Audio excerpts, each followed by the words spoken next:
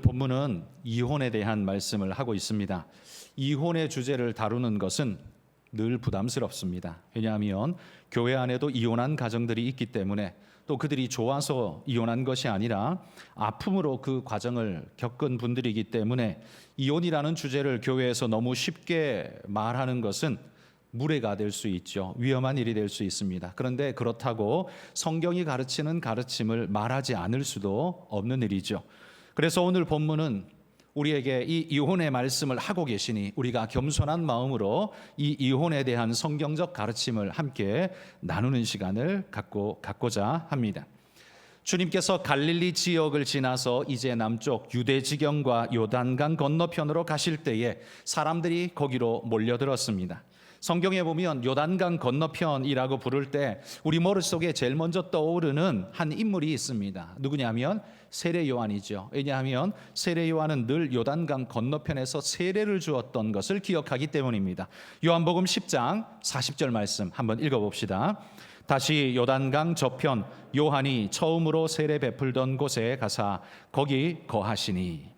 그런데 공교롭게도요, 예수님이 이쪽으로 오셨을 때, 그리고 사람들이 모여왔을 때 바리새인들이 하필이면 이곳에서 이 질문을 던집니다. 뭔고 하니 사람이 아내를 버리는 것이 옳습니까? 이렇게 질문합니다. 왜 이런 질문을 갑자기 던지고 있을까요? 생뚱맞게 이혼이라는, 아내를 버린다, 이혼이라는 주제가 왜 갑작스럽게 여기서 등장할까요? 아마도 그건 이 지역이 세례 요한을 생각나게 하는 곳이었기에 이곳에 오자 세례 요한이 떠올랐을 것이고, 또 그 세례 요한의 죽음이 이혼의 문제와 관계되어 있기 때문에 아마 그렇게 생각이 꼬리에 꼬리를 물고 이어졌던 것 같습니다. 당시 유대 땅을 다스렸던 왕은 헤롯 왕이었죠. 그런데 이 헤롯에게는 이복 동생이 있었는데 그 이름은 빌립이라는 동생이었습니다. 그런데 이 빌립에게는 우리도 아는 아내가 있었습니다. 헤로디아라고 불리는 아내를 두고 있었는데, 이 헤롯이 자기로 말하면 제수죠. 헤로디아가 이 동생의 아내인 이 헤로디아를 마음에 품고 유혹하여서 이 빌립과 이혼하도록 만들어버린 다음에는 자기와 재혼하도록 그렇게 해버렸습니다. 그래서 헤롯이 이 자기 제수인 헤로디아와 결혼하는, 아내로 취하는 일들이 벌어졌습니다. 이에 대해서 세례 요한은 이 불법함을 지적하면서 신랄하게 이 헤롯을 책망했습니다. 헤롯은 이 세례 요한이 누군 줄 알기 때문에 함부로, 옥에는 가두었지만 함부로 손댈 수 없었는데, 헤로디아가 계책을 꾸며서 세례 요한을 죽음으로 몰아넣죠. 그 딸이 그 잔치석상에서 춤을 춤으로 헤롯이 마음껏 기뻐할 때 네가 원하는 건 뭐든지 들어주마 라고 말했는데, 하필이면 헤로디아가 뭘 요청하게 시켰습니까? 세례 요한의 목을 소반에 담아서 달라고 하라, 이렇게 요청한 겁니다. 그래서 어쩔 수 없이 자기가 내뱉은 말이 있어서 요한은 목이 잘려 죽게 됩니다. 바로 이 이혼의 문제 때문에 요한이 죽게 된 거죠. 여러분, 이런 불법한 결혼에 대해서 세례 요한만 분개했을까요? 아닐 겁니다. 이스라엘 유대 사회 전체가 아마 분개했을 겁니다. 그러나 권력자를 어떻게 할 수가 없는 탓에 부글부글 속으로만 끓고 있었겠지요. 예수님께 바리새인이 이 질문을 던짐으로써 그가 뭐라고 말하든 이쪽 저쪽에 외통수처럼 걸릴 수 있는 정말 좋은 주제다라고 생각하고 바리새인은 예수님께 올무 같은 질문을 던진 겁니다. 만약에 예수님께서 이 사건을 정당하다라고 말할 리 없지만, 만약에 정당하다라고 말하신다면 지금 끓어오르는 사회적 분노가 예수님을 가만둘 리가 없죠.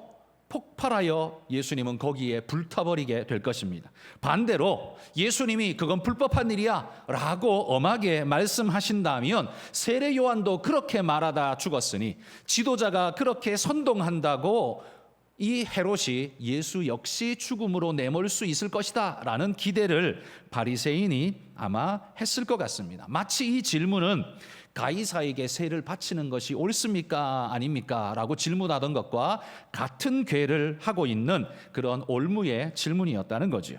자, 그러자 예수님께서 이 질문을 받으시고는 되묻습니다. 3절에 이렇게 물어요. 모세가 어떻게 너희에게 명하였느냐? 모세는 뭐라고 말하더냐? 이렇게 반문하십니다. 그때 이 바리새인들이 최고의 권위자로 여기는 모세의 가르침을 대답합니다. 모세는 이혼 증서를 써주어 버리기를 허락하였나이다. 이렇게 말합니다. 모세는 허락했다는 거죠. 그러니 모세가 허락했으니 이제 우리는 이혼할 때 이혼 증서만 써주면 언제든지 이혼이 가능하다. 이렇게 생각하고 있는 겁니다. 여러분, 이게 우리가 듣기에, 특별히 우리 여성 성도들이 듣기에는 더 많이 불편하실 것 같습니다. 그렇죠? 근데 모세는 왜 이걸 허락했을까요? 이 말도 안 되는 이런 일을 왜 모세는 허락했을까요? 사실 모세가 이혼 증서를 써주고 이혼해도 된다고 하는 이 말씀은 신명기에 기록되어 있습니다. 신명기 24장 1절에 있는데요. 같이 읽어봅시다. 사람이 아내를 맞이하여 데려온 후에 그에게 수치되는 일이 있음을 발견하고 그를 기뻐하지 아니하면 이혼 증서를 써서 그의 손에 주고 그를 자기 집에서 내보낼 것이요. 이렇게 말합니다. 여기 보면 이혼하려 할 때에 이혼 증서를 써서 내보내라 이렇게 말합니다. 그러면 가능하다라는 거죠. 그런데 이 이혼의 조건이 있다고 합니다. 그건 뭐냐면 수치되는 일이 있음을 발견하고 이렇게 말하죠. 수치되는 일을 발견하면 그걸 빌미로 이혼할 수 있다는 거죠. 그러면 이 수치되는 일이 뭘까요? 수치되는 일이라는 게 이게 경계선이 굉장히 모호하지 않습니까? 작으면 작고 크면 넓으면 넓게 해석할 수 있는 게 이 수치되는 일이라는 말일 텐데 이 도대체 어떻게 해석해야 하는가? 그 당시 유대 사회에는 두 개의 걸출한 정통 학파가 두 개가 있었습니다. 하나는 힐렐이라는 학파였고 하나는 샴마이라는 학파였습니다.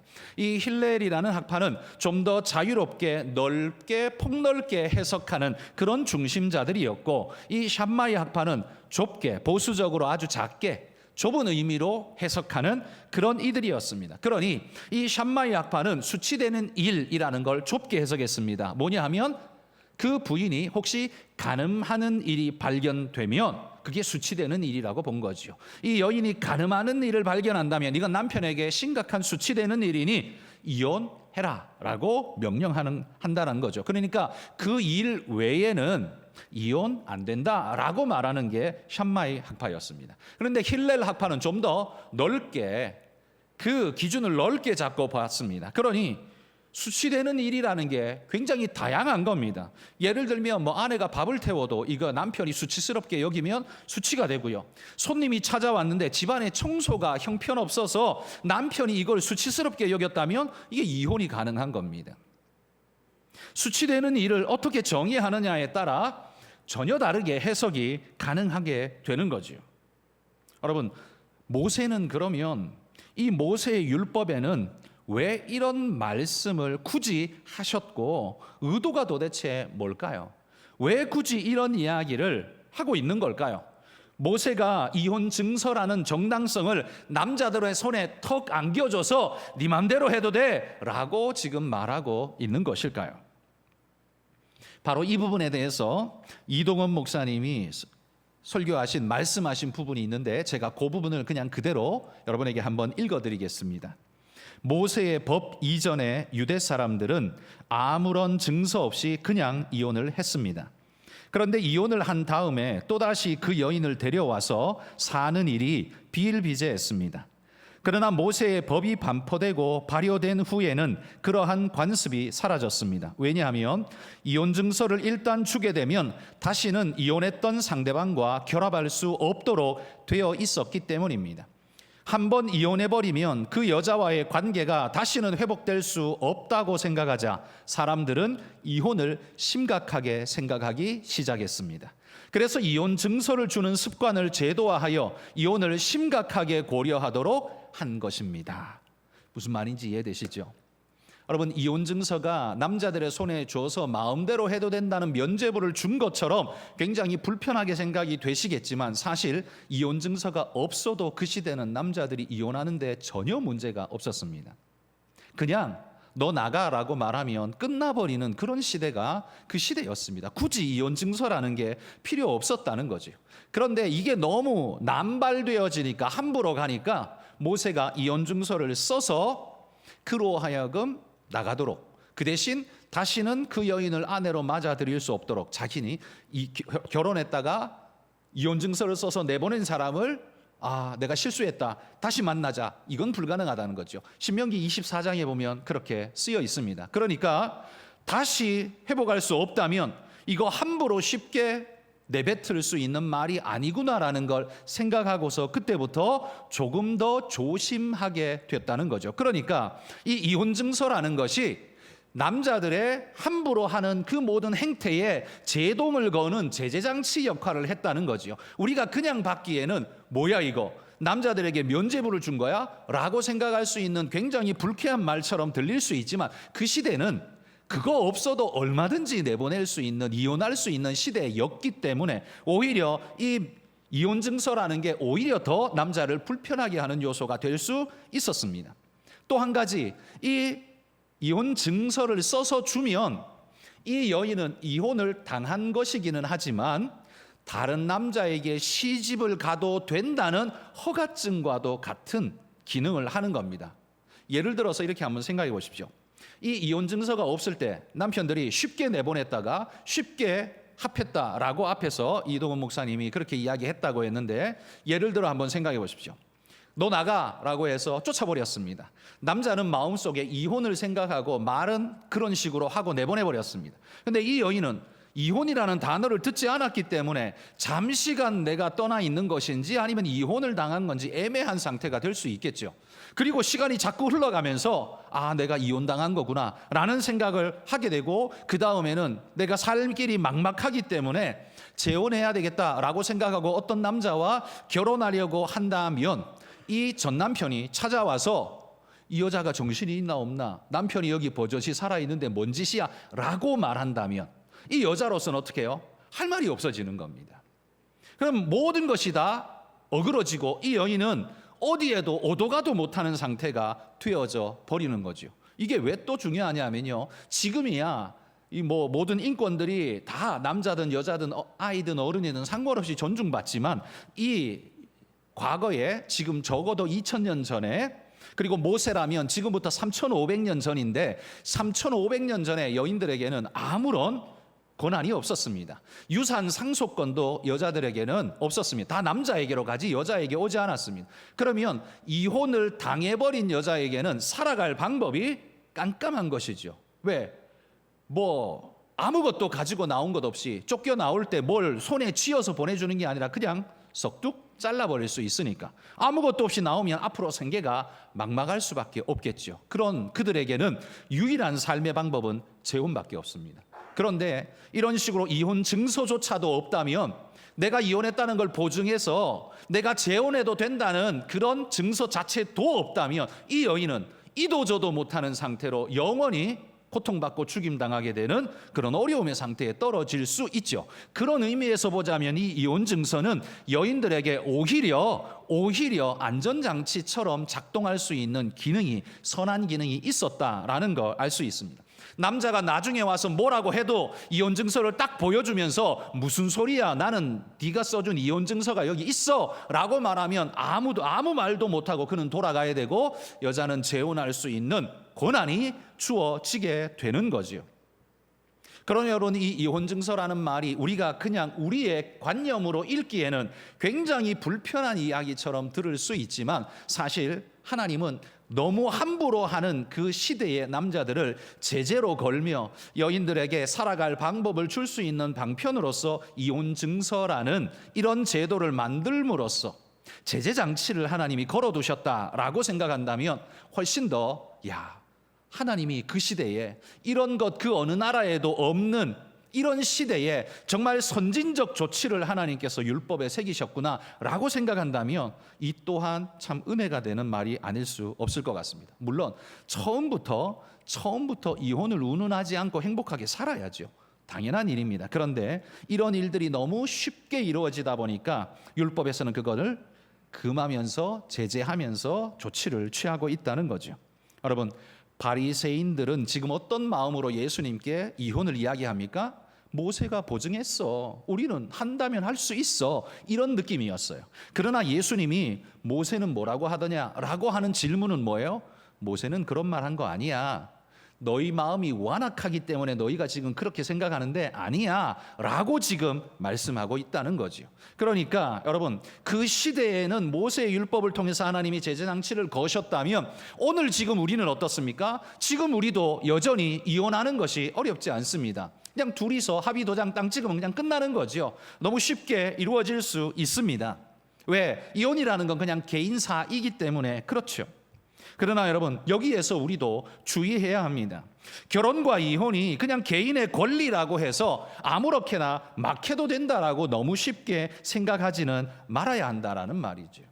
모세의 이혼 증서가 그 당시에 남자들의 성급한 행동, 성급한 이혼을 방지하는 장치였듯이 오늘 우리에게도 성급하게 이혼을 결정하고 당신이랑은 못 살아, 너랑 못 살아 라고 말하는 것, 입으로 끝장을 내버리는 이 성급함을 우리는 주의해야 합니다.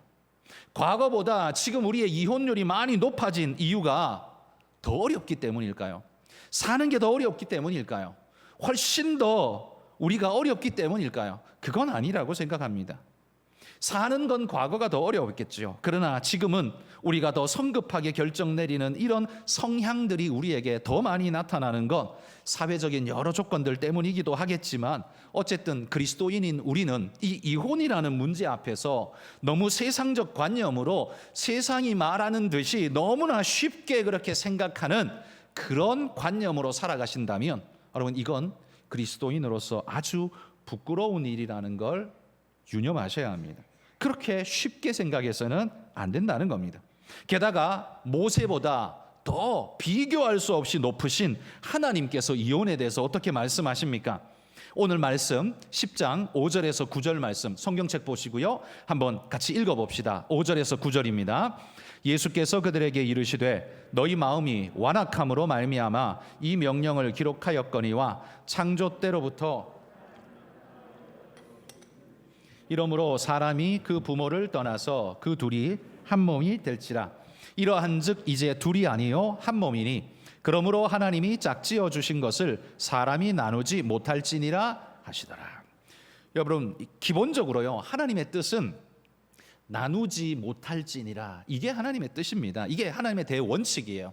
결혼에 대한 대원칙입니다. 그런데 절대로라고 단언할 수는 없습니다. 왜냐하면 구약에도 그렇고 신약에도 그렇고 이혼에 대한 이야기가 있거든요. 허락하는 부분이 있거든요. 근데 그 이혼에 대해 허락하는 부분이 뭐냐 하면 부정에 대한 겁니다. 그러니까 음란, 이 간음에 대한 이유에서는 허락을 하는 메시지가 신약에도 있고 구약에도 있습니다. 그러니까 이혼은 1%의 가능성도 없다, 성경은 그렇게 말하지 않는다는 거예요.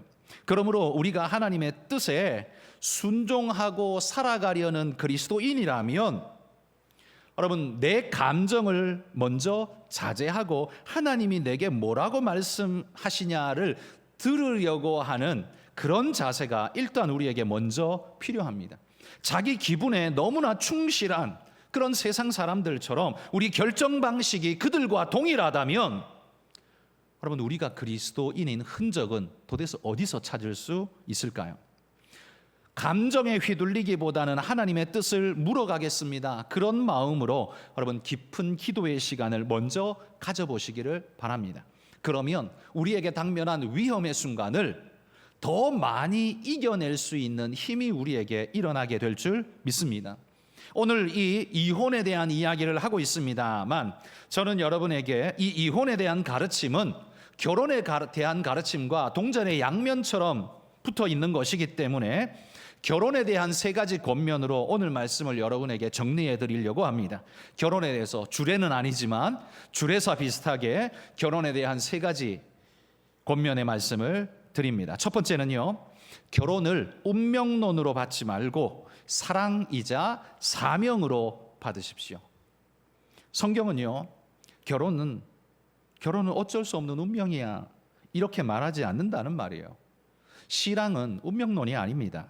오히려 결혼은 외면적으로 볼 때는 내 선택이었습니다. 내가 선택해서 결혼했습니다. 그러나 거기에 우리 눈에 보이지 않지만 숨어있는 내면적 의미로는 하나님의 주신 하나님이 주신 사명도 거기에 숨어 있다는 거예요. 그러니까 나의 선택만 작동하는 게 아니라 거기에는 하나님의 사명도 작동하고 있다는 걸 잊어버리시면 안 된다는 겁니다. 사실 여러분, 우리가 결혼할 때 하나님과 친지들 앞에서 어떻게 서야겠습니까? 아마 여기 목사님의 주례로 결혼하신 분들이라면 아마도 서약하실 때 이렇게 서약했을 겁니다. 왜냐하면 우리 교단의 예배 모범, 우리 교단에서 목사님들에게 가르치는 예배 모범의 기본 틀에 아예 이 문구가 딱 박혀 있거든요. 제가 한번 읽어보겠습니다. 제가 사람 이름만 그냥 다른 이름으로 바꿔서 읽어보겠습니다. 신랑 홍길동 군이여, 그대는 옆에 선 신부 성춘향 양을 하나님께서 짝지어 주신 아내인 줄 믿어 기쁠 때나 슬플 때나 건강하거나 병들거나 부요하거나 가난하게 되는 모든 경우에 사랑하고 존중히 여기며 도와주고 보호하며 진실한 남편으로 일정한 부부의 대의와 정조를 굳게 지키기로 다짐하십니까? 어떻게 대답하셨어요? 결혼하실 때 뭐라고 대답하셨습니까? 제가 주례 많이 했지만 노라고 말한 사람 한 사람 너무 많습니다. 다 예라고 큰 소리 쳤습니다. 그러니까 여러분, 운명론에 사로잡혀서 억지로 결혼하신 게 아닙니다. 여러분은 여러분의 입으로 자발적으로 서약하신 거예요. 헌신하겠다고 서약하신 거예요. 그러니까 하나님의 뜻과 우리의 자발적 동의가 함께 어우러져서 우리는 결혼을 이룬 거지, 운명론적으로 어쩔 수 없이 매여가지고 그렇게 결혼한 게 아닙니다. 그러므로 여러분, 결혼은 단순한 운명이 아니라 이 결혼을 통해서 하나님께서 열매 맺고자 하는 뜻이 이 결혼 속에 우리에게 사명으로 주어져 있다는 것을 잊지 말아야 합니다. 이걸 인정하는 것이 그리스도인이고 이걸 인정하지 않는 것이 비그리스도인일 겁니다. 그러면 하나님은 이 결혼을 통해서 어떤 열매를 얻으시기를 원할까요? 물론 두 사람이 결혼하는 건 두 사람이 사랑하고 평생토록 해로하기를 원하는 목적을 가지고 있죠. 이건 뭐 두말하면 잔소리니까 이거 빼놓고, 두 사람의 관계를 빼놓고 그 다음에 하나님의 어떤 열매를 기대하고 계실까요? 세 가지 간단히 말하면, 첫 번째는 그들에게서 태어날 자녀들이 건강한 자녀로 자라나도록 건강한 열매를 맺으라는 사명이 부부에게는 주어집니다. 자녀가 부모의 건강한 사랑 아래서 건강한 인격과 정서로 보호받으며 자라기를 하나님 우리에게 명령하신다는 거죠. 물론 자녀를 갖고 싶어도 가질 수 없는 이들이 있죠. 이들에게는 어쩔 수 없지만 하나님이 자녀를 낳아서 기르는 모든 이들에게는요, 건강한 자녀로 키울 사명이 너에게 있다, 부모인 너에게 있다라고 결혼하는 그들에게는 사명을 주셨다는 거예요. 그러니 이게 우리 사명입니다. 우리는 건강하게 우리 자녀를 키워내야 하고 하나님 앞에 세워내어야 합니다. 이게 첫 번째 열매라고 생각합니다. 두 번째 열매는요, 아름다운 가족의 모델을 이루라는 것이 하나님의 사명이라는 거죠. 하나님을 알지 못하는 사람들이요, 그리스도인들의 가정을 보면서 저 사람들도 다투기도 하고 싸우기도 하고 어려울 텐데 어떻게 저렇게 행복하게 잘 살아가나?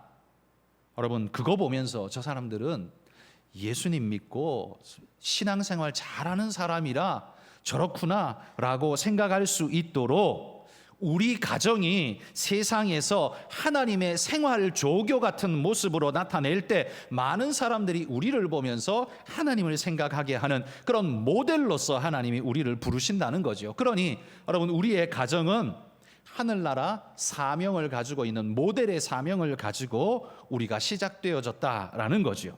세 번째, 우리에게는 또 한 사명이 있는데요, 건강한 가족들이 모여 이루는 이 아름다운 교회의 열매를 이루라는 사명이 있습니다. 하나님의 교회는요, 그런 건강한 가족들의 공동체입니다. 아니 뭐 건강한 가족들의 공동체면 이혼한 사람, 이혼한 가정은 공동체 될 수 없나? 아닙니다. 그들 역시 동일하게 건강한 우리의 공동체입니다. 그들이 아픔을 겪고 상처를 겪었지만 이 교회 공동체 안에서 따뜻한 사랑을 받고 위로를 받으며 다시 한번 일어날 수 있는 격려와 위로를 받고 새 힘을 얻도록 하는 것이 또한 교회의 역할이라는 거지요. 그들이 세상 속에서 버림받고 어려움을 당하고 고통받는 걸로 내던져지는 게 아니라 교회 안에서 다시 한번 일어나도록 위로하고 붙잡아주는 것이 필요하다는 겁니다.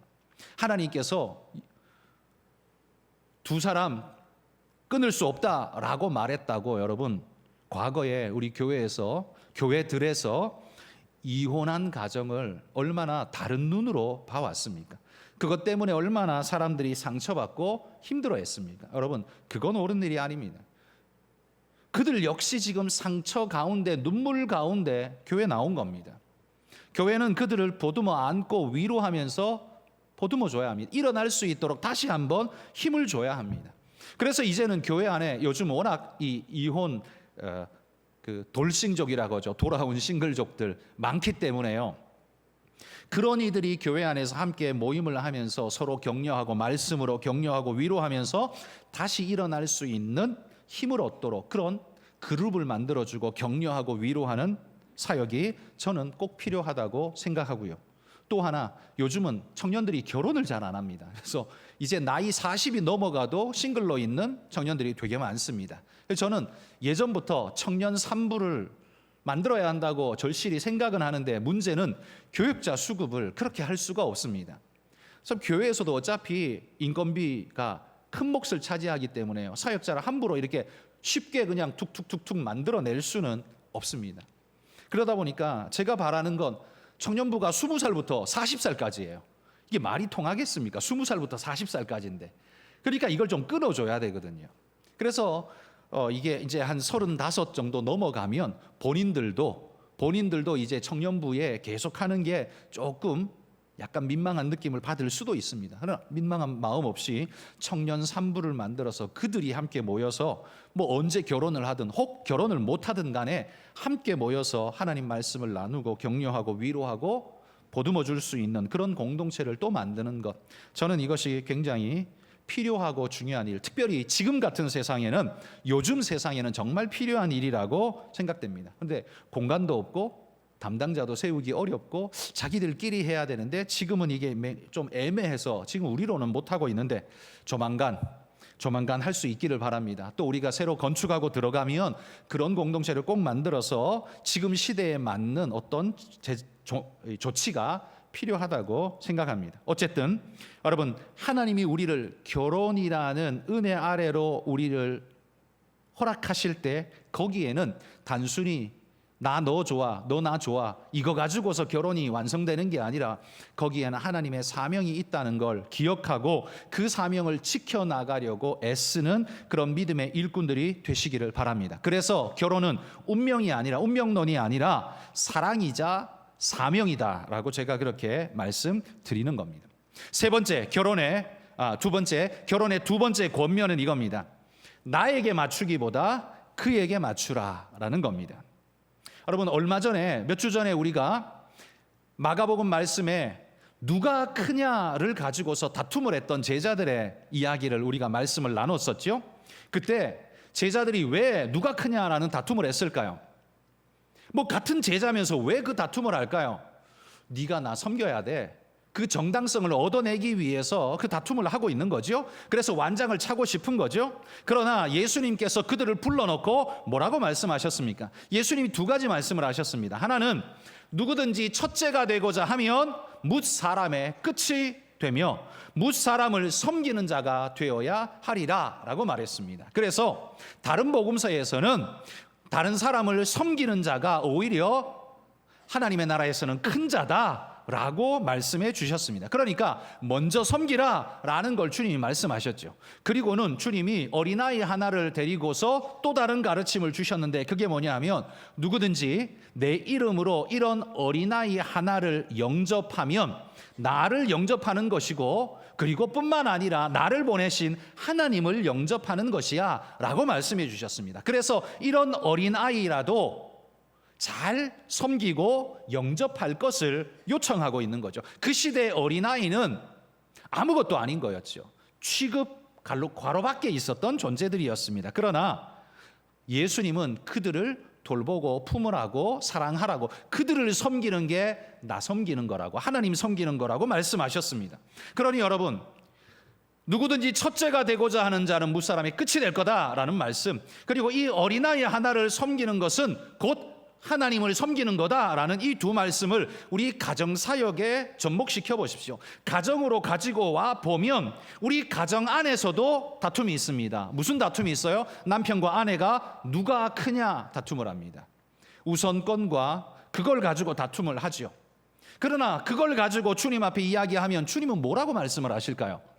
남자지 이렇게 말할까요? 아니야 요즘은 여자야 이렇게 말할까요? 아닙니다. 주님 분명히 똑같이 말씀하실 겁니다. 누구든지 첫째가 되고자 하면 말째가 될 거야. 먼저 섬겨야 그 사람이 천국에서 큰 자야. 분명히 그렇게 말씀하실 겁니다. 그러니 가정에서도 마찬가지라는 겁니다. 결국 먼저 섬기는 자가 하나님의 사랑받는 자라는 겁니다. 그래서 사도 바울은 이 가정에 대한 명령을 주시면서 에베소서 5장 22절에서 25절에 이렇게 우리에게 명령했습니다. 읽어봅시다. 아내들이여 자기 남편에게 복종하기를 주께 하듯 하라. 이는 남편이 아내의 머리됨이 그리스도께서 교회의 머리됨과 같음이니 그가 바로 몸의 구주시니라. 그러므로 교회가 그리스도에게 하듯 아내들도 범사에 자기 남편에게 복종할지니라. 남편들아 아내 사랑하기를 그리스도께서 교회를 사랑하시고 그 교회를 위하여 자신을 주심같이 하라. 여기 보면 아내들이여 남편들아 라고 말하면서 부부에게 명령하고 있습니다. 아내들에게는 복종하라 이런 단어를 썼습니다. 어감이 지금 시대에 우리가 듣기에 굉장히 불편한 어감의 이야기를 하셨습니다. 복종하라, 이게 뭐야? 이 복종하라는 단어 자체에서 벌써 차별이 느껴지지 않습니까?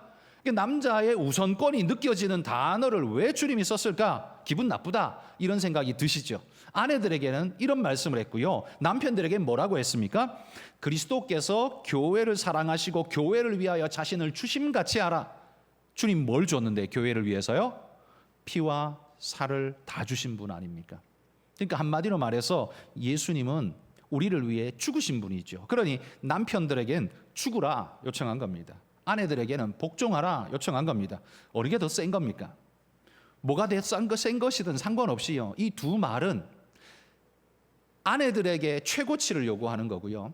남편들에게 최고치를 하라고 요구하는 겁니다. 그러니까 이걸 굳이 복종과 무슨 단어 가지고 싸울 게 아니고요. 이건 의미로 하나님은 아내에게 남편에게 최고치로 그리고 남편들에게는 아내에게 최고치로 당신이 해야 합니다라는 말씀을 지금 하고 있다라는 이야기입니다. 한마디로 말해 먼저 섬기라 이 말이에요. 먼저 섬기라. 그런데 이 말을 제가 제 언어로 바꿨을 때 이렇게 바꾼 겁니다.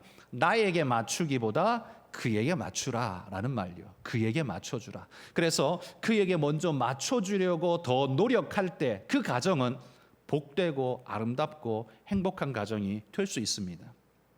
여러분 예전에 저도 들은 비유입니다만 예화 이야기입니다만 누가 만든 이야기죠.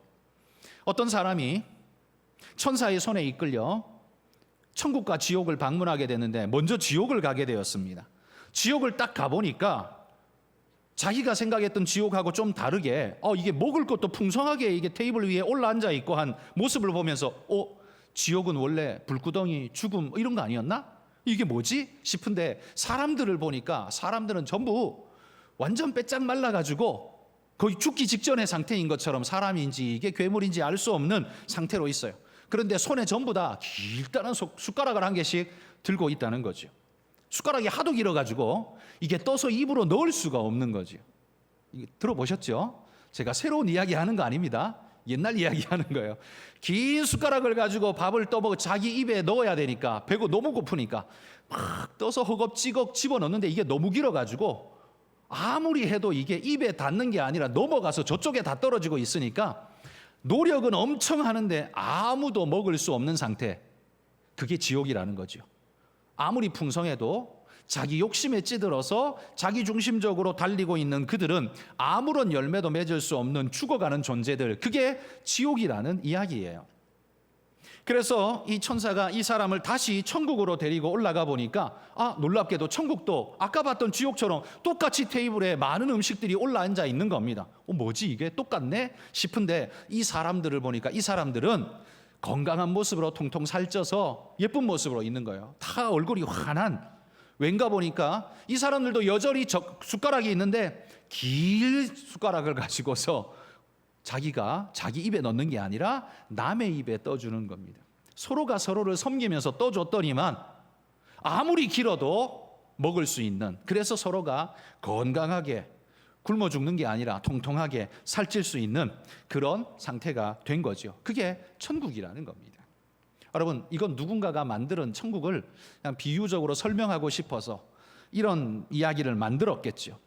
저는 이게 가정의 비유에도 똑같다고 생각합니다. 여러분, 가정 똑같습니다. 그게 천국이 될지 지옥이 될지는 결국 우리가 하기에 달려 있고 우리의 선택에 달려 있습니다. 그 긴 숟가락을 가지고 내 입에 먼저 넣으려고 애를 쓰고 나만 먹으려고 애를 쓰면 결국 누가 크냐 다툼으로 자기 중심적으로 살면 그곳은 결국 지옥이 될 수밖에 없고, 똑같은 조건인데 그걸 가지고 섬기고 베풀고 위하는 마음으로 서로 함께 기대면서 살아가면 똑같은 조건인데 그곳은 천국이 되는 그런 역사가 일어난다는 거죠. 여러분, 천국과 지옥은 달리, 물론 우리가 죽으면 가게 될 곳이지만 이 땅에서 우리가 만들어내는 이 천국은 어때요? 우리가 그런 마음으로 먼저 섬기면, 예수님의 이 말씀처럼 먼저 섬기면 그것이 가능하다는 거죠. 그래서 결혼의 두 번째 권면이 이거였습니다. 나에게 맞추기보다 그에게 맞추라. 숟가락을 들고 내 입에 먼저 넣기보다 그의 입에 먼저 넣어주라. 그러면 그곳이 천국이 되고 우리 가정이 천국이 된다. 이게 결혼의 두 번째 가르침이란 거죠. 세 번째는요, 마지막 세 번째는 이 또한 지나가리라라는 것을 인정하는 겁니다. 이건 자포자기하라는 말이 아닙니다. 인내하고 견딜 수 있다는 말이에요. 여러분, 우리가 지나온 인생길 수십 년이죠. 수십 년 동안 어려운 일 없으셨습니까? 정말 죽을 만큼 힘든 일 없으셨습니까? 다 겪어오셨습니다. 어릴 때는 어릴 대로 그 수준대로 죽을 만큼 힘들었습니다. 대학 시험 봐야 되는 거 우리 다 겪어왔죠. 그 공부 쉬웠습니까? 어려웠습니다. 자살하고 싶은 생각이 들 때도 아마 그런 생각도 든 때가 있었을 겁니다. 그런데 우리 잘 넘어왔어요. 잘 지나왔습니다. 뭐 그때뿐입니까? 직장 다닐 때, 여러 가지 군대 생활할 때 정말 너무너무 힘들어서 죽고 싶을 만큼 힘든 그런 때가 우리 앞에 닥치고 숨이 턱턱 막히는 그런 일들을 우리 인생에서 수도 없이 만났지만 지금 돌아보니까 어떻습니까? 다 잘 지나왔습니다. 그때는 정말 그렇게 힘들었는데요, 지나고 보니까 또 어떻게 잘 지나왔습니다. 이게 바로 이 또한 지나가리라라는 말씀입니다. 여러분, 우리 앞에 놓여 있는 어떤 일들이 정말 힘들고 어려울 수 있습니다. 쉽다는 말이 아닙니다. 정말 어려울 수 있습니다. 그런데 기억하십시오. 우리가 지나온 것처럼 이것 또한 지나가게 될 것입니다. 지나가고 나면 언제 그랬나 싶을 정도로 우리는 회복되고 일어나게 될 것입니다. 뿐만 아니라 하나님이 여러분 손 붙잡고 이겨내게 하실 겁니다. 우리에게는 우리 아버지 하나님이 있지 않습니까? 그러니 여러분 손 붙잡고 넉넉히 이겨내시는 믿음의 일꾼들이 되시기를 소망합니다. 이 또한 이겨내고 지나갈 것입니다. 유명한 철학자 소크라테스에게 그만큼 유명한 악처 아내가 있었죠. 한 번은 소크라테스의 집에 손님이 찾아왔답니다. 손님이 찾아왔으면 반가운 얼굴로 맞고 음식 대접도 하고 뭘 해야 되잖아요. 근데 이 아내가 악처답게 마구마구 소리를 지르면서 버럭버럭 화를 내면서 난장판을 피우는 겁니다. 이 얼마나 난처한 상황입니까? 소크라테스가 손님도 있는데 너무 민망스러워서 손님들이 오셨으니까 조금 조용히 하자고, 나중에 보자고 다 일렀습니다. 그러자 아내가 더 화가 났는지 소리를 버럭버럭 지르더니만 더 이상 못 참겠다고 옆에 있던 물동이를 소크라테스의 얼굴에다가 그냥 집어 던져가지고 그냥 샤워를 시켜버린 겁니다. 그리고는 집을 나가버렸습니다. 그러자 이 광경을 지켜보던 손님이 너무 민망스럽죠. 놀랍죠. 그래서 소크라테스에게 이렇게 물었답니다. 어떻게 이런 부인하고 사십니까? 그러자 소크라테스가 툭툭 털면서 이런 이야기를 했다고 합니다. 물론 이거 진짜 이야기인지 지어낸 이야기인지는 모릅니다. 천둥이 치면 비가 오는 건 당연하지 않습니까? 천둥이 뭡니까? 아내가 화낸 걸 두고서 하는 말이죠. 비가 오는 건 뭡니까? 지금 자기 물 뒤집어 쓴 걸 지금 이야기하는 거죠. 천둥이 치면 비가 오는 거죠. 그냥. 그런데 그 다음에 또 이런 말을 하는 겁니다. 비가 오면 그 다음엔 또 개지 않습니까? 그러니까 무슨 말이에요? 이거 난리를 치지만 이것도 그냥 지나갈 겁니다. 이런 마음인 거죠. 그렇게 넘겼다는 겁니다. 여러분, 뭐 이게 얼마나 사실의 이야기인지는 모르지만 그냥 그 의미만 따와서 이 또한 지나갈 겁니다. 우리 삶에 어려움이 닥치고 아픔이 있지만 우리 이 또한 주님께서 이겨내게 할 것이며 여러분이 주님 손 붙잡으면 이겨낼 힘을 하나님께서 공급해 주시리라 믿습니다. 여러분, 오늘날 우리는 자기가 너무 중요한 시대가 되다 보니 인내하고 참아주는 훈련이 되어 있질 않습니다. 누구도 그렇게 하려고 하지를 않습니다. 그러나 여러분, 신앙인 된 우리마저도 그 모양으로 산다면 이 세상에 소망이 있겠습니까? 우리는 인내하고 참아주고 하나님 생각함으로 그렇게 인내하는 훈련된 모습으로 주님 앞에 살 때에 하나님의 뜻이 세상에 전달되어지는 은혜의 역사가 나타나지 않겠습니까? 부부 생활하면서 가정 생활에 남편의 잘못이냐 부인의 잘못이냐를 따지기 전에 인내하는 훈련과 섬김의 숙제를 하나님이 내게 주셨다라는 걸 기억하고 여러분 그렇게 먼저 섬겨가시는 그런 믿음의 일꾼들이 되시기를 소망합니다. 여러분, 우리가 우리 가정을 천국 만들 때 하나님이 우리를 보고 착하다, 충성되다 분명히 칭찬해 주실 줄 믿습니다. 그런 칭찬받는 모든 성도들 되시기를 주의 이름으로 축복합니다. 기도.